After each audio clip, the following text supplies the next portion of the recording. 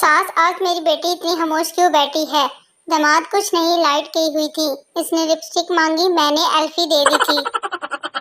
कुछ लोगों की ईद की सेल्फियां देखकर ख्याल आ रहा है कि इससे अच्छे तो रमजान के पकोड़े थे।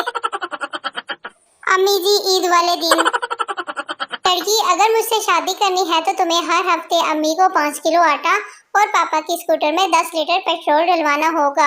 लड़का, अच्छा बहन, अम्मी अब्बू को मेरा सलाम कहना। जब छोटा था तो अंधेरे से डर लगता था, अब बिजली का बिल देखता हूँ तो रोशनी से डर लगता है।